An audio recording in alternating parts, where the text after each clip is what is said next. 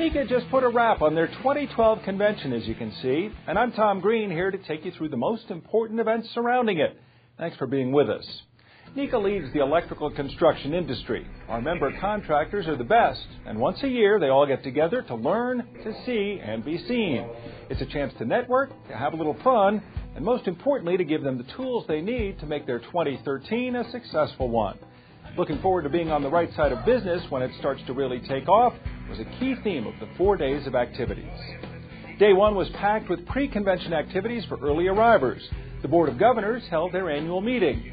President Dennis Queeby, CEO John Grau, and Secretary-Treasurer Tracy Pickus all addressed the meeting during the session. The morning program included an industry and NECA first, a safety forum for safety professionals on the coattails of this year's Safety Professionals Conference. The Safety Forum at NECA 2012 Las Vegas addressed items of particular concern to every electrical contractor. Most importantly, however, were discussions about coming code changes to NEC 2014 and the NFPA, changes in OSHA enforcement, and NECA's involvement with new partners. A lot of the 2014 code cycle will deal with alternative energy and energy improvement through smart grid. At the end of the day, the arcs are going to happen. And when they do, the consequences don't need to be, shouldn't be, fatal or catastrophic. And so partnerships like this one that Westex and NECA enjoy together are critical to bringing together the parties that have the need and have the knowledge and educating the public to go forward in the right and the safe manner. The NECA Safety Forum is very important for us because it allows for an extension of the NECA Safety Professionals Conference. The other thing is that the NECA Safety Forum is industry-specific towards the electrical contracting industry. Other conferences offer electrical safety from a theoretical standpoint, and this conference allows for the hands-on approach to electrical safety within the contracting industry. Right behind the Safety Forum was the Energy Forum, and although this was not the first rodeo for energy development professionals, there was plenty to learn here as well, including education tracks and panel discussions. We all have a part to play, and I think what's missing is that we need every part of the ecosystem, the infrastructure of energy development to play its part, and I think that NECA has a unique position. NECA is a preferred partner of ours. We work very closely with NECA contractors, and we see a lot of opportunities for NECA to be taking a leadership role at a local level with the contractors themselves, but also at the national level.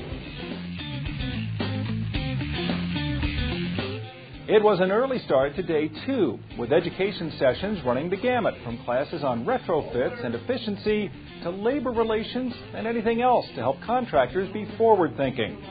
The opening general session featured two important goings-on: the introduction of new Academy Fellows by former NECA President Rex Berry.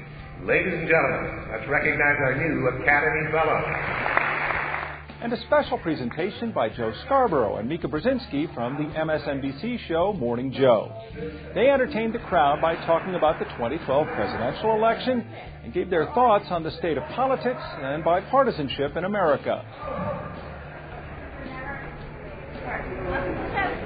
Walking the trade show floor, which opened on day two, is key to knowing the electrical industry in and out. It remains the industry's biggest trade show, and it's easy to see why. Like every year, the best new products in the electrical industry are featured at the show, and the best win NECA Showstopper Awards. Here's a few of those. This is the Showstopper winner. It's our new brushless 20-volt impact driver. Our new light is a 300-watt high bay fixture that is equivalent to a 1,000-watt metal halide. What we can do is monitor each individual circuit. The product above our heads is a 375-watt LED fixture. Our engineers designed a modular solution, the sockets and the ballast all in one sealed piece. NECA's eye to the future remains focused on developing young and emerging talent. Every year we hold a Student Green Energy Challenge with just that purpose. This year's winners were Youngstown State University, although all the participants gained invaluable experience of bidding and attempting to win a job. The program is definitely growing. I think in the past 2 years we have gotten a significant number of student chapters that are new. This year alone we got 4 that just joined us. There's a generational gap that we need to fill. We have a lot of contractors that will be retiring soon. The industry is changing and they bring a lot of new knowledge. to the industry, and I think that's important. That's why the program comes in handy, so we can get them involved and really let them know what the electrical construction industry is about. Attendees were treated to a real-world application of new skills at the Labor Relations General Session on Day 3. Stuart Diamond, a professor of law and expert on negotiation, brought his know-how on real-world negotiation tactics to the table during a talk on corporate therapy. For electrical contractors, they deal with all kinds of internal and external issues. It looks to me, from what I've seen, there's a lot of unnecessary conflict, which basically reduces economic value and reduces profits. It provides a new model of negotiation, of human interaction, which focuses on valuing and understanding the other party's perceptions and emotions instead of using traditional tools like power, logic, leverage, win-win, and so forth. Bringing these skills to how you deal with every situation in your job is vital to the financial success of your company. According to Diamond, his unique vision for negotiation is vital to really understanding how the business world works. People negotiate every moment of their lives when they're dealing with another person, whether they're dealing with their kids, driving down the street, or on the job, or with their families, and so forth. If you don't know that, you don't focus on it enough to do it well.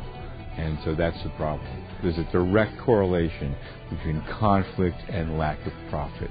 In fact, one can trace the 8% unemployment in this country to the conflict we have.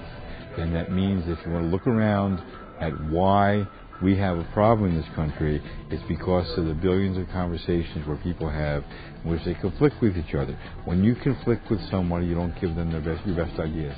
Innovation drops, problem-solving drops, and across the board, economic value drops. It all comes down to one simple rule for Diamond. Value the other party, no matter who they are, and don't start the negotiations 90 days before the contract expires. Start it from the beginning and do it the whole 3 years or 2 years, however long the contract is. Build a relationship. Women in NECA met in the afternoon of the third day. The organization continues to grow and be a strong voice for networking and addressing women's issues in the electrical industry. Finally, Day 4's general session saw the one and only Peter Diamandis, philanthropist and capitalist, talking about the future of America both from a technological and energy perspective.